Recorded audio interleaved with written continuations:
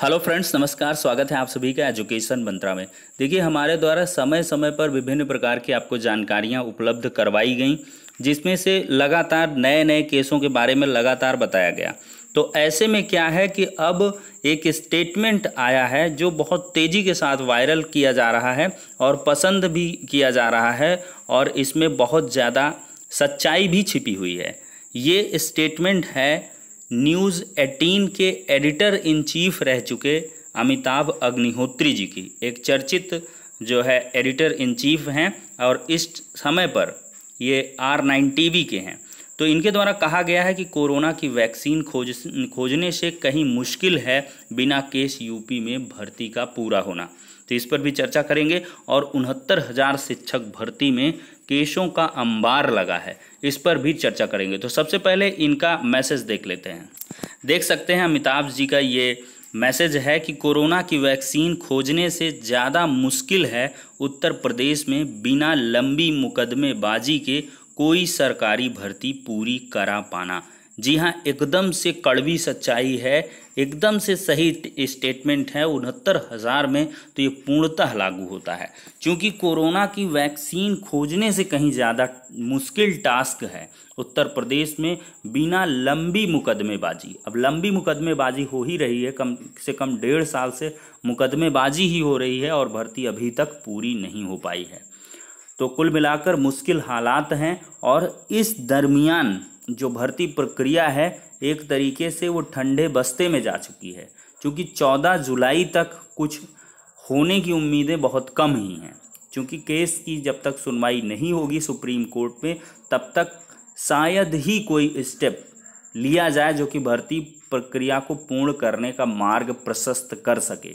लेकिन देखिए, असंभव कुछ भी नहीं है। शासन स्तर से में भी कुछ दिनों में स्टेटमेंट आए, क्योंकि मंत्री जी खासे इंटरेस्टेड रहे, योगी आदित्यनाथ जी भी लगातार उनके बयान आते रहे, बड़े बड़े दावे, बड़े बड़े बयान आए 69,000 शिक्षक भर्ती प्रक्रिया पूर्ण करने को लेकर, उत्तर कुंजी को लेकर, रिजल्ट को लेकर, काउंसलिंग को लेकर, हर चीज़ को लेकर उनके स्टेटमेंट आए।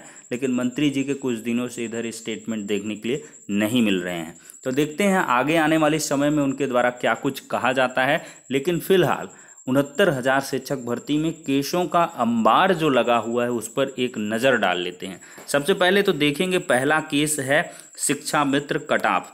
40-45% पर नौकरी पाने के लिए मुद्दे को लेकर सुप्रीम कोर्ट गए हैं। देखिए, ईसी ने तो पूरी तरीके से हालत खस्ता की 69,000 शिक्षक भर्ती की।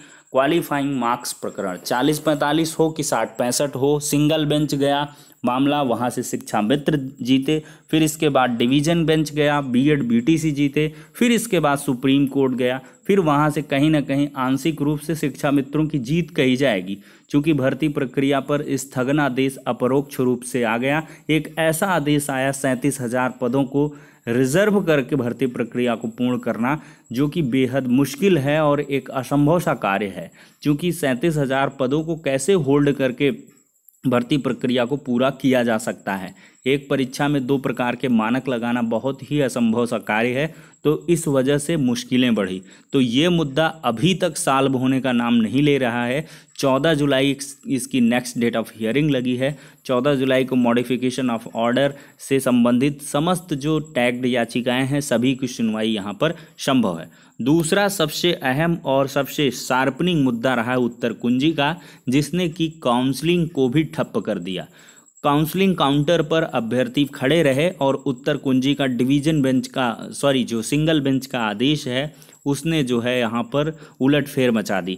उत्तर कुंजी विवाद कुछ इस प्रकार से रहा। सिंगल बेंच से स्टे हुआ मामला, एंट्रीम ऑर्डर के आधार पर मामला पहुंचा डिवीजन बेंच। डिवीजन बेंच ने सिंगल बेंच के आदेश पर स्टे दिया और भर्ती प्रक्रिया को जारी रखने का आदेश तो दिया, लेकिन सुप्रीम कोर्ट के आदेश के अनुक्रम में, मतलब वही ढाक के 3 पात वाली कहानी।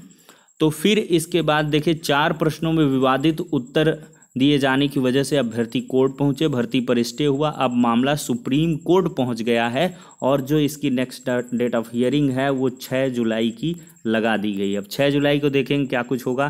त्रुटि संशोधन मुद्दा, सामूहिक याचिका खारिज होने के बाद अपनी समस्याओं को अलग अलग लेकर कोर्ट पहुंचे अभ्यर्थी।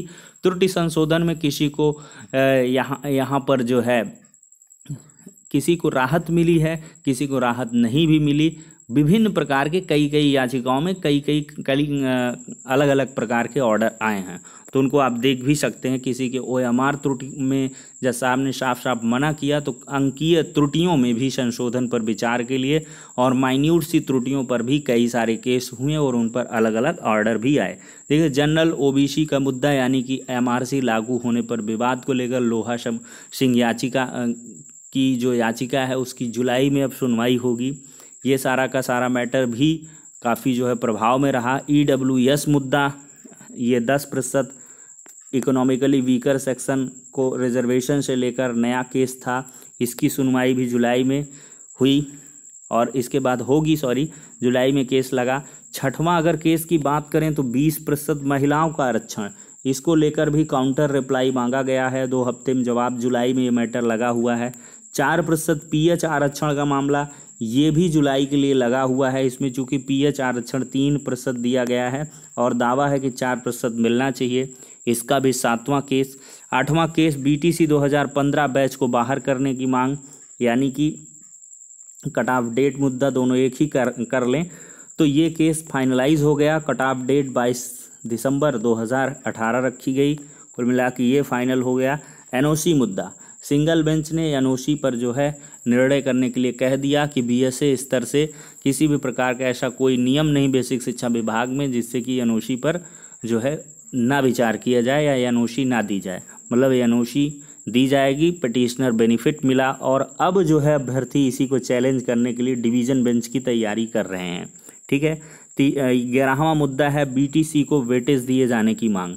ये मुद्दा सुप्रीम कोर्ट तक पहुंच चुका है कि BTC को वरीयता दिया जाए और B.Ed को बाहर किया जाए या द्वितीय वरीयता में रखा जाए। ST की सीट बची हुई SC में जोड़ने का मुद्दा अमित कुमार ने याचिका दाखिल की है, सर्विसेज सिंगल 9534 ऑफ 2020। इस पर भी सुनवाई हुई और काउंटर रिप्लाई मांगा गया है। और फिर इसके बाद 3 अंक कॉमन जो मिले हैं उसके डिलीट का मुद्दा, अजय कुमार श्रीवास्तव द्वारा डाली गई याचिका 9039 ऑफ 2020, इस पर भी जो है काउंटर रिप्लाई मांगा गया है। 3 नंबर इनका है कि सबको ना दिए जाए, 3 नंबर जो है जो कॉमन है। परीक्षा रद्द, CBI जांच, अजय कुमार ओझा ने दायर की है याचिका 9853 ऑफ 2020। कल ये मुद्दा लगा हुआ है। OMR मुद्दा, कुछ भूलने में त्रुटि का कारण तो ये मुद्दा खारिज हो गया है। ऐसी याचिकाएं 22,000 सीटों को जोड़ने का मुद्दा ये भी रहा।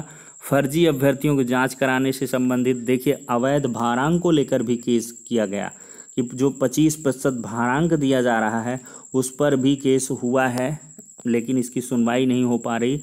सीटेट पास अभ्यर्थियों को बाहर कराने का मुद्दा, यानी कि अपीयरिंग वाले जो बाद में है, तो मतलब ये निस्तारित हो गया 22 के बाद, जिसका भी डॉक्यूमेंट है वो इनवैलिड है। अनुदेशकों के भारांक का मुद्दा नया केस देखने के लिए मिला होगा, उस पर भी रिप्लाई मांगा गया है कि अनुदेशकों को भी भारांक दिया जाए शिक्षा मित्रों की तरह। शिक्षा मित्रों की तर्ज पर अनुदेशकों के द्वारा भी जो है भारांक मांगने की मांग की गई।